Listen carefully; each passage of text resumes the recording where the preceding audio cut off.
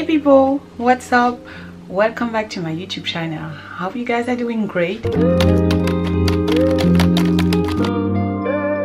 I just refreshed my cornrows at the back. I've refreshed the back too. I have flat width at the back. I don't know if you guys can see. I have some twists, old twists. You can see my hair is old. At the front I have like cornrow, and this is a 3-strand twist. Here is a twist. Yeah, I hope you guys can see. I'm going to give you like traces too.